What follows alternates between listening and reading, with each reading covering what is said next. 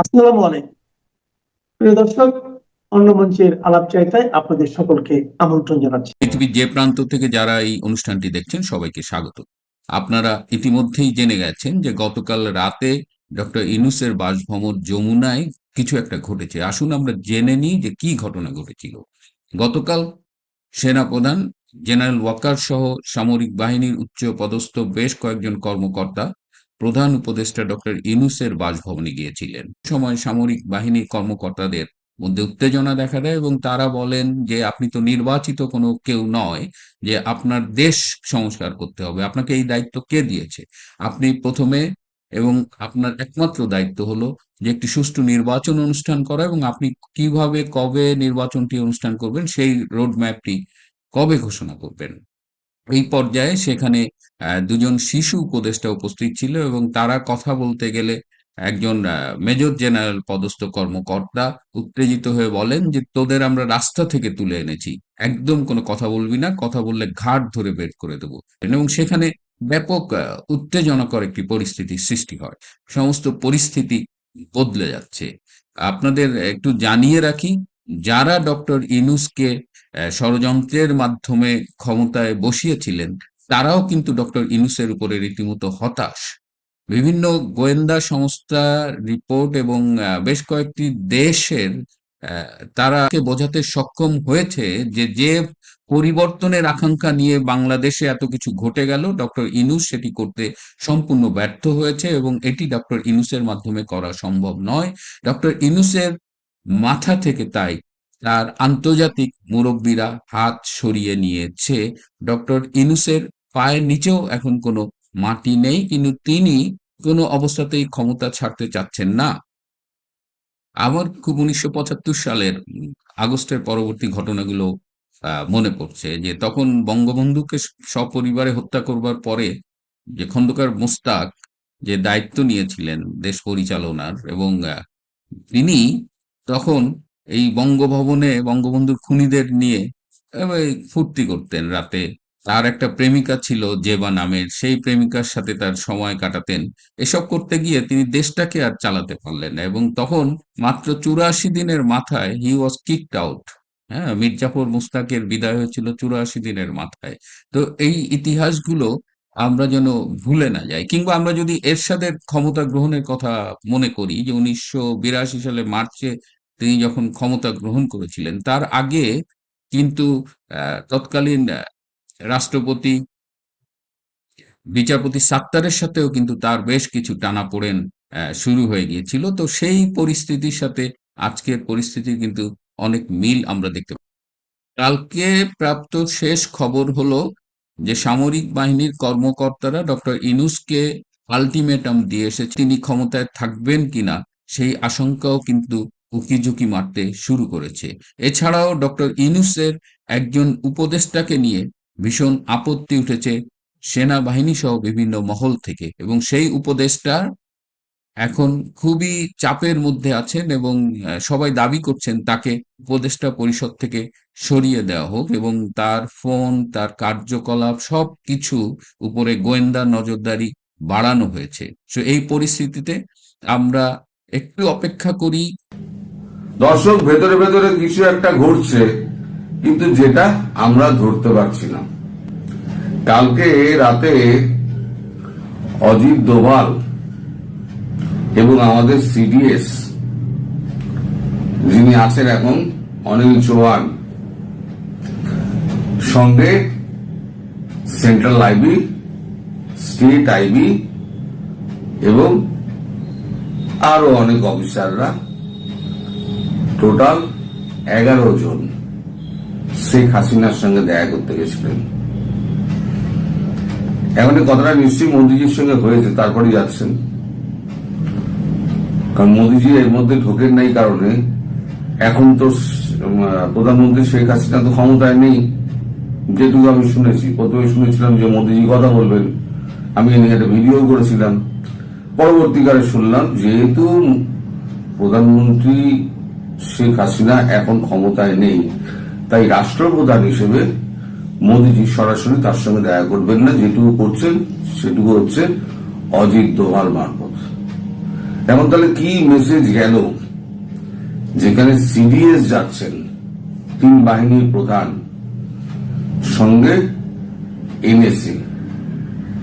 আপনাদের এনএসএ কোথায় আছে আপনারা খবর নিয়ে দেখুন, আপনাদের এনএসএ এখন কোথায় আছে, পরশুদিন কোথায় ছিলেন, গতকালকে আমি বলেছিলাম তিনি কি কি করছেন, কার জন্য কি কি করে বেড়াচ্ছেন, সেটা খবর নিন আপনারা। আমি আমার দেশের খবর বলি। তো এই যে দেখা করলেন এই 11 জন, কিছু একটা চলছে যেটা আমরা জানতে পারছি না, তবে বড় কিছু একটা ঘটতে চলেছে, এটা খুব শীঘ্রই ঘটতে চলেছে। তার যে আঁচ পাওয়া যাচ্ছে, সে আঁচটা হচ্ছে এই সরকারও তো আপনাদের অবৈধ সরকার যাই হোক না কেন, মোহাম্মদ ইউনূসের সরকার, সেও তো খবরাখবর রাখে। তাদের যে ডিজিএফআই এবং তাদের যে গোয়েন্দা সংস্থা, তারা আওয়ামী লীগের আশঙ্কায় সারা দেশে বিশেষ সতর্কতা জারি করেছে। আওয়ামী লীগ তো নেই শুনছি, মাঠেই নেই, একেবারে গর্তে ঢুকে রয়েছে। তাদের জন্য বিশেষ সতর্কতা কেন?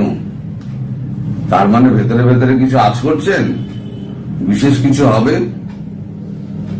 আঁচটা ভয় ভালো, डरना अच्छा है, डर खत्म हो जाएगा तो सब कुछ खत्म हो जाएगा। এমন ব্যাপার হচ্ছে, এই যে যত আওয়ামী লীগের লোকজন আছে না, এরা এখন চুপচাপ রয়েছে, কিন্তু ভেতরে ভেতরে কাজ চলছে। আমি সব খবর রাখি, ভেতরে ভেতরে কাজ চলছে। তারা যে কোনো সময় ঢাকা অভিমুখে লং মার্চ করবে। সেদিন কিন্তু 20 লাখ মানুষ হবে, আমি বলে দিলাম। তাই কোন পুলিশ, কোন সেনাবাহিনী সেদিন কিন্তু কাউকে রুখতে পারবে না। সেদিনটা কবে তা আমি জানি না, তবে আওয়ামী লীগের ভূত, ছাত্রলীগের ভূত, যুবলীগের ভূত, এদের তাড়া পড়ে বেড়াচ্ছে। এমন তাড়া পড়ছে যে যুবলীগ আসছে এই শুনে একটা সমাবেশ থেকে হই হই করে দেদার ছুটে পালাচ্ছে, কিনা যুবলীগ আসছে বা ছাত্রলীগ আসছে, কেউ একটা আসছে, কিছু একটা খবর উঠে গেছে। তো এই খবরের পর মানে যা অবস্থা, তাতে দেখা যাচ্ছে যে ত্রাসেই অর্ধেক লোক খতম হয়ে যাচ্ছে। এবার যদি সত্যিকারের যদি আওয়ামী লীগ যদি মাঠে নামে, তাহলে এদের কি অবস্থা হবে। আর আমাদের এই যে ইউনূস সরকার, ইউনূস সম্পর্কে একটা ইত্তেফাক একটা খবর করেছিল, ইতিহাস কিভাবে ইউনূসকে মানে মনে রাখবে, এই ধরনের কিছু একটা বলেছিল। তার কমেন্টে যে সমস্ত মন্তব্য এসছে, সেই মন্তব্যকে তুলে ধরে আমি আমার ভিডিওকে আর নোংরা করতে চাইলাম না। এই মন্তব্যগুলো অনেক আগেই আমার কাছে এসছে, আমার এক বন্ধু আমার ওখানে পাঠিয়ে দিয়েছেন। আবার একটা মন্তব্য করেছেন, ওইরকম বিতর্কিত মন্তব্য করেছেন আপনাদের স্বরাষ্ট্র উপদেষ্টা কি বলেছেন, যে সন্ত্রাস দমনে একসঙ্গে কাজ করবে বাংলাদেশ পাকিস্তান, বড়ে মিয়া और छोटे मिया, बड़े मिया बड़े সন্ত্রাসবাদী, ছোটে মিয়া ছোটে সন্ত্রাসবাদী। কিন্তু ছোটে মিয়া ছোটে সন্ত্রাসবাদী হলে কি হবে, বড় মিয়ার ওপরে চলে যাচ্ছে। তা এখন এই যে কমেন্ট, আমি কিছু কিছু কমেন্ট যেগুলো মোটামুটি দেওয়া যেতে পারে সেই কমেন্ট গুলো দিচ্ছি। শেখ হাসিনা প্রসঙ্গ বা পরে ফিরে আসবো, মানে কি হচ্ছে না হচ্ছে পরে ফিরে আসবো, আগে এইটা পড়ে নি। লিখছে, তুই গুজববাজ, জাউরা, দেশের পোলা, তোর গালিমুতি দেব আমরা সারা দেশের জনগণ রাজাকারের বাচ্চা, রাজাকার তোকে ভাগা দেবে জনগণ।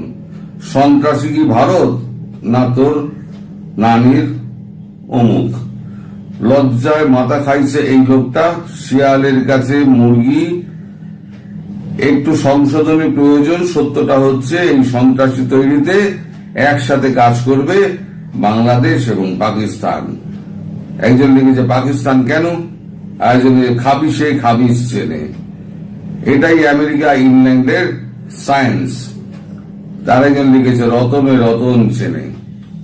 একজন লিখেছে এখন সন্ত্রাসবাদীদের নিয়ে সন্ত্রাস দমন করবে সরকার। আর একজন লিখেছে নিজেদের দেশের সন্ত্রাসীদের থামাতে পারে না, তারা নাকি করবে বাইরের দেশে সন্ত্রাস দমন। ব্যাপারটা কেমন জানি হাস্যকর উপদেষ্টা, প্রথমে পালন তারপরে দমন, এরকম হাজারো মন্তব্য। দেখুন হাজারো মন্তব্য। আরো যেসব মন্তব্যগুলো আছে সেগুলো আবার পাতে দেওয়ার যোগ্য নয়। তার মানে বোঝা যাচ্ছে যে এই সরকারের অবস্থাটা কি, মোটামুটি দেয়ালে পিঠ হয়ে গেছে। সাদে খলিলুর রহমান দৌড়াচ্ছে, পাঁয় করে দৌড়াচ্ছে। খলিলুর রহমানকে আরো দৌড়াতে হবে। আলটিমেটলি খলিলুর রহমান দেশে ফিরবেন কি, সেটা নিয়েও কিন্তু আমার যথেষ্ট সন্দেহ আছে। কারণ চারদিকে যে আবহাওয়া না, খুব একটা সুবিধের লাগছে না। খলিলুর সব খবর রাখে, খুব শিয়ানা লোক একদম।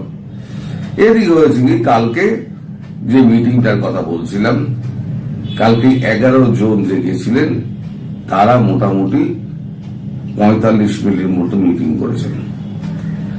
এমন মিটিং এ কি কথাবার্তা হয়েছে তা আমরা জানি না, কোন খবরের কাগজেও প্রকাশিত হয় না এসব খবর। কিন্তু সিডিএস যখন গেছে তখন বোঝা যাচ্ছে বাংলাদেশ সেনাবাহিনীর উপরে ভারতের সেনাবাহিনীর আর কোনো আস্থা নেই। যা করবে ভারতীয় সেনাবাহিনী করবে। এর আগে কিন্তু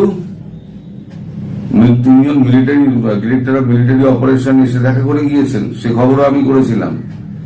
সিডিএস এই প্রথম এলেন, সঙ্গে অজিত দোভাল। এমনি অজিত দোভালের সঙ্গে আমাদের প্রধানমন্ত্রী শেখ হাসিনার খুবই ভালো সম্পর্ক, একদম ব্যক্তিগত লেভেলের সম্পর্ক যেটা হয় সেই সম্পর্ক, হাসি ঠাট্টার সম্পর্ক, ধমকাধমকির সম্পর্ক, শাসন অনুশাসনের সম্পর্ক। তো যাই হোক, যেটাই হোক না কেন, এখন ডক্টর ইউনূসের কিন্তু পায়ের তলায় মাটি নেই। তিনি বুঝতে পারছেন আওয়ামী লীগ খুব শিগগিরই মাঠে নামবে। আর ভেতরে ভেতরে কি কাজ চলছে, ভারত কি করছে, সেগুলো তো আমি বলবো না। সেগুলো আপনারা খোঁজ দিতে বলুন, আপনাদের মিডিয়াকে খোঁজ দিতে বলুন। আপনাদের মিডিয়া যথেষ্ট ভালো খবর রাখে এবং যথেষ্ট বুদ্ধিমান লোকজন ওখানে কিন্তু মিডিয়াতে আছে, এটা আমি বুঝতে পারি। তাদের যদি এখন হাত পা বেঁধে রেখে দেয় এরকম করে, তারপরে তারা কি করে করবে? নইলে একদিনে সরকারের চামড়া ছাড়িয়ে দিত এই মিডিয়া। যে সমস্ত লোকজন রয়েছে না মিডিয়ার, আমি তো দেখি যখন শেখ হাসিনা যখন প্রধানমন্ত্রী ছিলেন তখনও দেখেছিলাম, সরকারের চামড়া ছাড়িয়ে দেওয়ার মতো ক্ষমতা এই মিডিয়ার আছে। তাই এই মিডিয়াকে দমন করে রাখতে হবে। সব থেকে মজার কথা হলো যে আমাদের এই যে আইনি উপদেষ্টা নজরুল ইসলাম আর এই ডাস্টবিন শফিক, তাদের কোনো খবর দিতে পারেন আপনি? দর্শক যদি কোনো খবর টবর দিতে পারেন আমায় একটু দেবেন তো কমেন্ট বক্সে। আমি কমেন্ট বক্স তো চেক করি, যদি কোনো খবর টবর পান আমায় দেবেন। কারণ এদের কোনো খবর আমি পাচ্ছি না। এরা যে ডুব সাঁতার দিয়ে কোথায় চলে গেছে আর ভেসে উঠছে না, এদের কোনো খবর পাওয়া যাচ্ছে না। তবে ডক্টর ইউনূস একটা প্রচেষ্টা করেছিলেন, আমি শুধু ইঙ্গিতটুকু দিচ্ছি। ডক্টর ইউনূস একটা প্রচেষ্টা করেছিলেন যে বাংলাদেশ থেকে ভারত হয়ে এক্সিট উনি রুট নেবেন। সে এক্সিট রুট হয়তো উনি পাবেন না, তাই একটা বিমান পাক সরকারের একটা বিমান এনে রাখা হয়েছে স্ট্যান্ড বাই। যে কোনো দিন যে কোনো সময় এরা পালিয়ে যাবে। আর এই যে সমন্বয়ক আর উপদেষ্টাদের কচি সংসদ যাকে বলে, আজকে এদের নাম দিলাম কচি সংসদ। এই কচি সংসদ এরা কোথায় পালাবে, আমি শুধু সেটাই ভাবছি, এরা কোথায় পালাবে। তো শেখ হাসিনা হয়তো খুব শিগগিরই হয়তো দেশে ফিরবেন, কবে ফিরবেন আমি জানি না, কিন্তু যে পরিবেশ তৈরি হচ্ছে চারদিকে, আমার মনে হচ্ছে খুব একটা বেশি দেরি নেই। কারণ দেশের মানুষ বুঝে গিয়েছে যে এদেরকে দিয়ে হবে না, এরা মব সন্ত্রাসের মাধ্যমে এরা দেশ চালাতে চায়। ভারতবর্ষ যে অ্যারেঞ্জমেন্ট করছে ডক্টর ইউনূস, আপনার জন্য কফিনে শেষ পেরেকটি পোতা হচ্ছে। শুধু এখন সময়ের অপেক্ষা, আপনার পতনটা সময়ের অপেক্ষা। আর যারা ওই মুলকের স্বর্গে বাস করছেন, তারা এখনো লিখে যাচ্ছেন গুজববাজ, ইনি কেবল গুজব ছড়ান। এই গুজব ছড়িয়ে ছড়িয়ে কিন্তু ওই 5 আগস্টের পর থেকে ওই পরিবর্তিত অবস্থা আজকে এসে দাঁড়িয়েছে এই গুজববাজ গুজব রটিয়ে। এটাও কিন্তু আপনাদের মানতে হবে। তো যাই হোক, আরেকবার আমাকে গুজববাজ বলে ইনশাআল্লাহ বলে দিন। সবাই ভালো থাকবেন। আসলে বাংলাদেশের অনাচার, অত্যাচার, অজাচার দেখতে দেখতে আপনারা অনেকেই কিন্তু শিখ হয়ে গেছেন। এর পিছনের মূল কারণটা হচ্ছে আপনারা কিন্তু এরকম বাংলাদেশ চাননি। এই বাংলাদেশ গত 53 বছর 54 বছরে আমাদের বিভিন্ন রাজনীতিবিদদের, রাজনৈতিক নেতাদের, কর্মীদের অক্লান্ত পরিশ্রমে বাংলাদেশ দক্ষিণ পূর্ব এশিয়াতে অন্য যেই কোনো দেশের চাইতে সামাজিক, রাজনৈতিক, অর্থনৈতিক, ভৌত অবকাঠামো, সামাজিক অবকাঠামো, শিক্ষা, সংস্কৃতির বিকাশে অনেক অগ্রণী ভূমিকা পালন করেছে। শুধুমাত্র গণতান্ত্রিক প্রেক্ষাপট বাংলাদেশে যেহেতু একাধিকবার 3 বার 4 বার আর্মি ইন্টারভেনশন হয়েছে, আমাদের গণতন্ত্রের উন্নয়ন সেইভাবে হয়নি। কিন্তু সত্যিকার অর্থে আমাদের প্রতিবেশী যেই কোনো দেশের চাইতে আমরা ভালো করছিলাম। এমন সময় শকুনের দৃষ্টি পড়ল বাংলাদেশের উপরে। এই বাংলাদেশের উত্থান, এই বাংলাদেশের পতন, এই বাংলাদেশের জন্ম এবং এই বাংলাদেশের মৃত্যু সব কিছুর সাথে আমাদের প্রতিবেশী রাষ্ট্র ভারত সবসময় অঙ্গাঙ্গিভাবে জড়িত থাকবে। কেন থাকবে বিষয়টা আপনারা একটু খেয়াল করে দেখেন। বাংলাদেশ রাষ্ট্রটির যখন জন্ম হয়, একটি গরিব রাষ্ট্র ছিল। পাকিস্তানের পূর্বাংশ খুবই গরিব অঞ্চল। এই গরিব অঞ্চলের না আছে অন্ন, বস্ত্র, বাসস্থান, শিক্ষা, চিকিৎসা, কোনো কিছুই নেই। যুদ্ধ করা তো দূরের কথা। এই মহাভারত যখন আমাদের পাশে এসে দাঁড়ালো, আমাদের জাতির জনক বঙ্গবন্ধু শেখ মুজিবুর রহমানের প্রচেষ্টার সাথে যখন ভারত যখন কাঁধে কাঁধ মিলিয়ে কাজ করলো, মুক্তি বাহিনীকে শেল্টার দিল, 1 কোটি মানুষকে আশ্রয় দিল এবং সর্বোপরি নিজেরা যুদ্ধ করে এই দেশটিকে স্বাধীনতার একটি ভিত্তি তৈরি করে দিল। গত 54 বছরে ভারত আমাদেরকে নানানভাবে সহযোগিতা করেছে, নানান প্রকল্পে অনুদান দিয়েছে। বিশ্ব সবাই আমাদের অবস্থানকে সুদৃঢ় করতে ভারত অনেক ভূমিকা রেখেছে। গত 17 বছর থেকে প্রধানমন্ত্রী শেখ হাসিনার নির্লস প্রচেষ্টার সাথে ভারতের আন্তরিকতায় বাংলাদেশের অর্থনীতি ভারতকেও ছাড়িয়ে গিয়েছিল। সেই অবস্থায় শকুনের চোখ পড়ল বাংলাদেশের দিকে। এই শকুনেরা চাইল এই বাংলাদেশটিকে ছিন্ন ভিন্ন করে ফেলবে, ছিন্ন বিচ্ছিন্ন করে ফেলবে। এখন ডক্টর ইউনূস বাংলাদেশটিকে বিক্রি করা শুরু করেছে। এই টুকরো টুকরো করে বাংলাদেশ বিক্রি হচ্ছে। আপনারা দেখেছেন চট্টগ্রাম বন্দরটি 30 বছরের জন্য আমেরিকাকে দিয়ে দিল, ডিপি ওয়ার্ল্ডকে। তারপর ডেনিস কোম্পানিকে আরেকটি টার্মিনালের অনুমোদন ছিল, যেটি দেওয়া হলো 40 বছরের জন্য। তারপর double mooring terminal, container terminal, সেটিও দিয়ে দেওয়া হলো লিজে। তার মানে বাংলাদেশের আছেটা কি? একটা সমুদ্র বন্দর, আরেকটি বিমানবন্দর। এই বিমানবন্দরে সাম্প্রতিক আগুন লেগেছিল। এই আগুন লাগার পিছনের কারণ কিন্তু অনেকেই অনেক অনুসন্ধান করছেন, কিন্তু সত্যিকারের অনুসন্ধান যদি করেন তাহলে কিন্তু কারণটি অন্য জায়গায় আপনারা খুঁজে পাবেন। আমি যে কথাটি বলছিলাম, দেখেন আমাদের এই বন্দরে ব্রিটিশ বেনিয়ারা এসেছিল, আমাদের এই বন্দরে পর্তুগিজরা এসেছিল, আমাদের এই বন্দরে ডাচরা এসেছিল। এসে আমাদেরকে পরাধীন রাখার বহু চেষ্টা হয়েছে। এই বাঙালি 190 বছর সংগ্রাম করে ব্রিটিশকে খেদিয়েছে, বহু সংগ্রাম করে পর্তুগিজ জলদস্যুদের খেদিয়েছে, বহু সংগ্রাম করে তারপরে আপনার ডাচদেরকে খেদিয়েছে। তারপর বহু সংগ্রাম তিতিক্ষার পর ভারতবর্ষ, পাকিস্তান, বাংলাদেশ হলো। সেই বেনিয়াদেরকে আবার আমেরিকান বেনিয়া, ইউরোপিয়ান ডেনিশ বেনিয়াদেরকে আবার এনে এই বাংলাদেশের ভূখণ্ডের ভিতরে ঢুকিয়ে দিচ্ছে। আমাদের দেশ, আমরা বহু কষ্টে স্বাধীন করেছি, সেই দেশটিকে আজকে ডক্টর ইউনূস টুকরো টুকরো করে বিদেশিদের হাতে হাতে তুলে দিচ্ছে। তারপর আরো পরিকল্পনা চলছে আমেরিকাকে একটি বন্দর বাংলাদেশের এই সমুদ্র সীমার ভিতরে দেওয়া হবে। আমরা জানি না বাংলাদেশের কপালে কি আছে। এখন শুনছি, খুব রিলায়েবল সোর্স থেকে শুনছি যে বাংলাদেশের যে বিমানবন্দরটি আছে শাহজালাল আন্তর্জাতিক বিমানবন্দর, সেটি দিয়ে দেওয়া হবে আমেরিকা বা ইউরোপিয়ান কোনো কোম্পানিকে ম্যানেজমেন্টের জন্য। তার মানে আমাদের হাতে আর কিছুই থাকলো না। ডক্টর ইউনূসকে যখন পাঠানো হয়, ডক্টর ইউনূসকে দুইটা এজেন্ডা দিয়ে পাঠানো হয়েছিল। ডক্টর ইউনূস কিন্তু নিজে আসেননি, তাকে পাঠানো হয়েছে টাকা দিয়ে। এখন ডক্টর ইউনূসের প্রথম এজেন্ডাটি হলো টুকরো টুকরো করে বাংলাদেশটাকে বিক্রি করে দাও, আর দ্বিতীয় হচ্ছে আমাদের যে প্রতিবেশী তাদের সাথে সম্পর্কটিকে একবারে খারাপ করো, খারাপ করিয়ে তাদের মনের ভিতরে একটা ভয় ঢুকাও, তাদেরকে একটা প্রেসার করো, অর্থাৎ সেটি হচ্ছে ভারত। ডক্টর ইউনূসের প্রথমটা তিনি সফল হয়ে গেছেন। কি সফল হয়েছেন? তিনি অলরেডি টুকরো টুকরো করে বাংলাদেশকে বিক্রি করে দিয়েছেন। আর দ্বিতীয়টি তিনি সফল হওয়ার চেষ্টা করছেন, কিন্তু পারবেন না। ভারত বিশাল শক্তি, পাকিস্তানকেই তাদের গণার সময় নাই, বাংলাদেশের কথা তো বাদই দিলাম।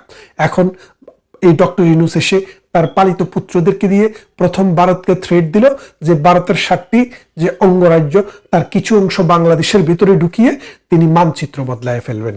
তারপর বললেন কি চায়নাতে গিয়ে যে ইন্ডিয়ার যে কয়টি ল্যান্ড মানে কয়টি 7টি অঞ্চলকে তিনি ল্যান্ডলকড হিসাবে বললেন।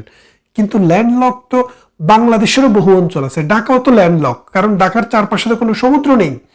তাহলে আপনি বোঝেন ব্যাপারটা। এখন যদি রাজশাহীকে যদি আপনি ল্যান্ডলক বলেন, অথবা আপনি যদি গাজীপুরকে ল্যান্ডলক বলেন, তাহলে গাজীপুরের কেমন লাগবে? গাজীপুর তো বাংলাদেশের অংশ। সুতরাং বন্দর চট্টগ্রামে যেটি আছে, মোংলাতে যেটি আসছে, সেটি শুধু মোংলার আর চট্টগ্রামের বন্দর নয়, এটা পুরো বাংলাদেশের বন্দর। ভারতের তো বড় সীমারেখা, তাদের সমুদ্র সীমা। ভারতের এই রাষ্ট্রগুলো ল্যান্ডলক, এই অঞ্চলগুলো ল্যান্ডলক হয় কি করে? সুতরাং ডক্টর ইউনূসের এখানেও একটি চাল ছিল, এবং সেই চালটি দিয়ে ডক্টর ইউনূস ভারতের সাথে বাংলাদেশের মানুষকে মুখোমুখি দাঁড় করে দেওয়ার চেষ্টা করেছে, এবং ভারতের অখণ্ডতাকে বিনষ্ট করার জন্য এবং সন্ত্রাসী হামলার জন্য ডক্টর ইউনূস পাকিস্তান থেকে লোক ভাড়া করে এনেছে। লস্করে তৈয়বা ডক্টর ইউনূস অনুমোদন দিয়েছে, জৈশে মোহাম্মদী তাদেরকে অনুমোদন দিয়েছে, এবং তিনি কি করেছে? বলেছে তারা এখন আসতে আর ভিসা লাগবে না, এয়ারপোর্টে আসলেই চিল দেওয়া হবে। বাংলাদেশের মতো জায়গায়, যে দেশ বাংলাদেশকে স্বাধীনতা যুদ্ধে সহযোগিতা করেছে, এতদিন থেকে শুনেছেন যে গোলামি চুক্তি, কিন্তু দেখা গেল একটি চুক্তি ও গোলামি চুক্তির কোনো বিন্দু মাত্র লেশ মাত্র কিছু নেই। ডক্টর ইউনূস একটি চুক্তিও বদলাতে পারেননি, বদলানোর চেষ্টাও করেননি। গঙ্গার যে পানি চুক্তিটি শেষ হয়ে যাবে আগামী বছর, সেই চুক্তিটি নিয়ে কোনো কথাই বা ডক্টর ইউনূস বলেননি, কারণ ডক্টর ইউনূস জানেন তার এজেন্ডা দেশকে উন্নত করা নয়, দেশকে কবর দেওয়া। এর বিনিময়ে ডক্টর ইউনূস কি পেয়েছেন? দুইটি জিনিস। এক তো তিনি ক্ষমতা পেয়েছেন, ক্ষমতার ব্যবহার করছেন, তার 14 গোষ্ঠীকে এবং তার 14 পুরুষের আত্মীয় স্বজনকে এখানে আত্মীয়করণ করছেন, তার গ্রামীণ ব্যাংকের সমস্ত পয়সা মাপ করিয়ে নিচ্ছেন। আরেক দিকে তিনি এই কন্ট্যাক্টগুলো দিয়ে কোটি কোটি টাকা হাতিয়ে নিচ্ছেন। এই হাতিয়ে নেওয়ার ভাগ ডক্টর আসিফ নজরুল পাচ্ছে ওই যে শিশু উপদেষ্টারা, এবং পাচ্ছে এনসিপি। জামাতকেও দেয় কিনা জানি না, বিএনপির কপালে কিছুই নাই। এখন বিএনপিকে বাংলাদেশের রাজনীতিতে কবর দেওয়াও ডক্টর ইউনূসের একটি এজেন্ডা। তবে কবর দেওয়ার আগে ডক্টর ইউনূস বের হওয়ার কোনো সুযোগ আছে কিনা সেটা তিনি অনুসন্ধান করছেন। যদি না থাকে তাহলে বিএনপিকে কবর দেওয়া সম্ভব হবে না, আর যদি কোনো সুযোগ পান তাহলে বিএনপিকেও শেষ করে দেওয়ার প্রকল্প নিয়েই তিনি এসছেন। এখন এই যে একটি বাংলাদেশ টুকরো টুকরো করে বিক্রি করে দিচ্ছে ডক্টর ইউনূস, কোথায় আমাদের মতিউর রহমান যিনি বড় বড় কলাম লিখতেন বাংলাদেশ বিক্রি হয়ে যাচ্ছে? কোথায় আমার মাহফুজা নাম? কোথায় আমার ওই যে মানে ট্যাবলয়েড পত্রিকার মতি সাহেব? কোথায় আপনারা? কোথায় আনু মোহাম্মদ? কোথায় আমাদের বিশ্ববিদ্যালয়ের সেই লাল বদরেরা? আজকে কিন্তু ডক্টর ইউনূস একদিকে শেখ হাসিনার ফাঁসির রায় অনুমোদন করছেন, আরেকদিকে 30-40 বছরের জন্য বাংলাদেশের একটা অংশকে বিক্রি করে দিচ্ছেন। ছি বাংলাদেশ, ছি বাংলাদেশ, তুমি ঘুরে দাঁড়াও, তা না হলে তোমার অখণ্ডতাও থাকবে না, তোমার দেশের মানচিত্রও থাকবে না, তোমার প্রতিবেশীরা অশান্তিতে থাকলে তুমিও শান্তিতে থাকবা না। ভালো থাকবে। হঠাৎ করে বিএনপিকে ক্ষমতায় আনার জন্য সামরিক গোষ্ঠী এত তৎপর কেন? কিংবা বর্তমান ইউনূস সরকার জামাতকে পাশ কাটিয়ে বিএনপিকেই কেন এত প্রাধান্য দিচ্ছে?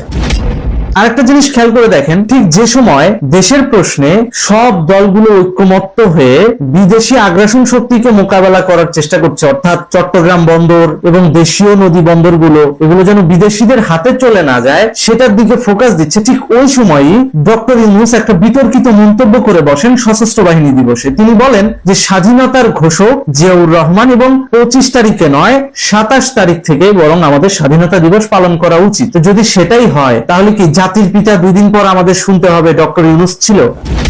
এরকম কিছু, যেখানে স্পষ্ট জিয়াউর রহমানের তৎকালীন স্বাধীনতার ঘোষণার যে অডিও সেখানে বলাই আছে on behalf of Sheikh Mujibur Rahman hour great leader, এই শব্দটা উনি বলেছিলেন। তাহলে সেখানে তো আর ডিসকাশন করার কোনো অবকাশই রাখে না যে বঙ্গবন্ধুর নেতৃত্বেই এবং বঙ্গবন্ধুর বলে যাওয়া শেষ কথা, এবারের সংগ্রাম স্বাধীনতার সংগ্রাম, এবারের সংগ্রাম মুক্তির সংগ্রাম, এই কথার উপর ভিত্তি করেই জিয়াউর রহমান অন্যান্য স্বাধীনতার পাঠকদের মতো তিনিও স্বাধীনতা পত্রটা পাঠ করেছিলেন।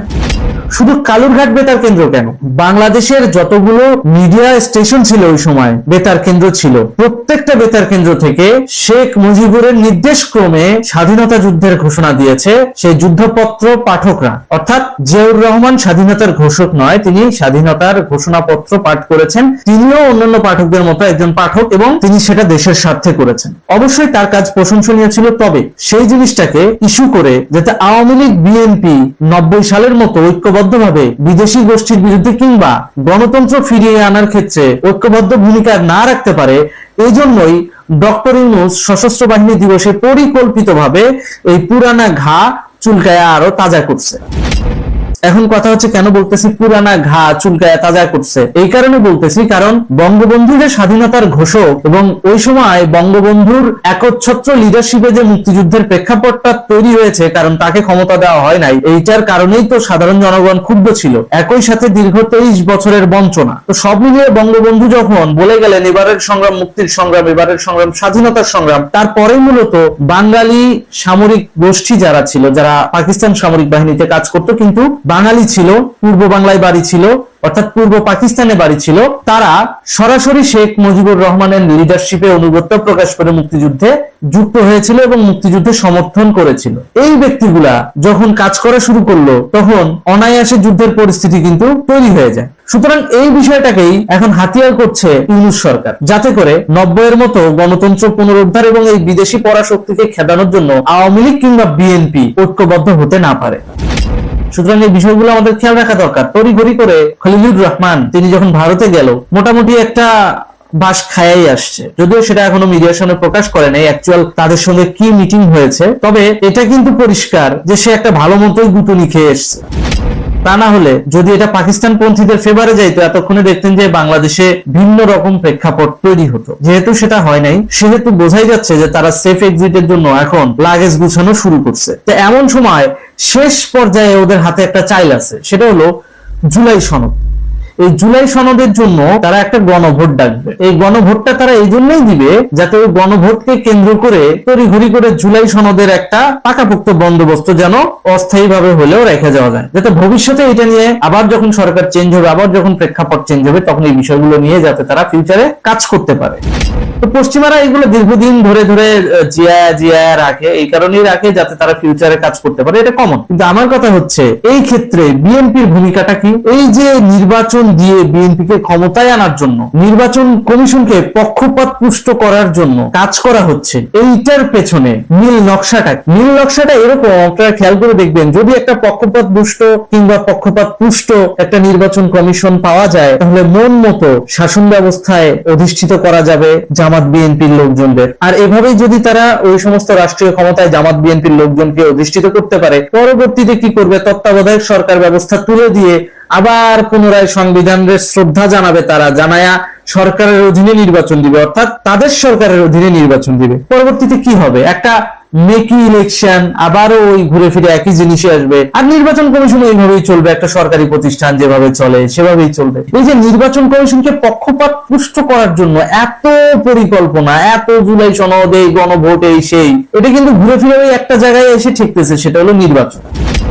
এবং নির্বাচনটা হবে পক্ষপাত পুষ্ট। এটার জন্য যে ধরনের নির্বাচন কমিশন দরকার, এখন সেটাই বাস্তবায়ন করার জন্য ফোকাসড হয়ে আছে অন্তর্বর্তীকালীন সরকার। দেখবেন শেষ মুহূর্তে এসে রিফাইন আওয়ামী লীগ একটা তৈরি করে দিয়ে 15 দিন সময় হয়তো হাতে রাখবে, তারপরে দেখবেন যে ঠাস করে একটা নির্বাচন দিয়ে তৈরি করে তারা চলে যাওয়ার জন্য একটা লামসাম ইলেকশন দিয়ে দিবে। এবং ওই ইলেকশনে বিএনপিকেই ক্ষমতায় নিয়ে আসার জন্য এক ধরনের মূলা ঝুলানো হচ্ছে। মূলা ঝুলানো হচ্ছে এই কথাটা এই কারণে বললাম, কারণ এই মূলাটা এই কারণেই ঝুলানো হচ্ছে যাতে করে বিএনপি সে ক্ষমতা পাওয়ার লোভে পড়ে হলেও আওয়ামী লীগের ন্যায্য আন্দোলনগুলোতে দেশের স্বার্থে সমর্থন না দেয়। হয়ে গেল ডিভাইড এন্ড রুলস। আর পশ্চিমারা তো এটাই চায়। সব মিলিয়ে বুঝতেই পারছেন, বাংলাদেশকে ঐক্যবদ্ধভাবে যেন কোন রাষ্ট্রীয় ইস্যুতে জনসমাগমের কোন দৃশ্যপট তৈরির ক্ষেত্রে দেখা না যায়, সেই ব্যবস্থাই তারা করছে। এবং সেটাই ওদের আসল উদ্দেশ্য। কারণ আপনি, আমি, সাধারণ জনগণ, আমরা যদি ঐক্যবদ্ধ হই তাহলে দেশের ক্ষতি কেউ করতে পারবে না। আর দেশের ক্ষতি কেউ না করতে পারলে স্বভাবতই এখানে পশ্চিমারা ফেইলর, আর এই ফেইলরিটি পশ্চিমারা চায় না, ইউনূস সরকারও চায় না। এই জন্য পক্ষপাত পুষ্ট একটা ইলেকশন কমিশন তারা প্রত্যাশা করে এবং সেদিকেই ধাবিত করার চেষ্টা করছে নির্বাচন কমিশনকে। এই ব্যাপারে নির্বাচন কমিশনের উচিত একটু সজাগ রাখা এবং সজাগ থাকা। সজাগ রাখা এই কারণে বলছি, তাদের অধীনস্থ স্টাফগুলোর মধ্যে অধিকাংশই কিন্তু ইতিমধ্যে বিক্রি হয়ে যাওয়ার পর্যায়ে চলে গেছে, তাদের সাথে দেন দরবার চলতেছে। সুতরাং এই দেন দরবার করতে যায় যেন টোটাল নির্বাচন কমিশন ক্ষতিগ্রস্ত না হয়, সে বিষয়টা অবশ্যই তাদের দেখা উচিত। আর হ্যাঁ, বদিউল আলম মজুমদার অর্থাৎ সুশাসনের জন্য নাগরিক সুজনের যেই প্রধান, সেই বদিউল আলম মজুমদারের বাটপাড়ি থেকে নির্বাচন কমিশনকে যদি রক্ষা করা না যায়, তাহলে নির্বাচন কমিশন পক্ষপাত পুষ্টই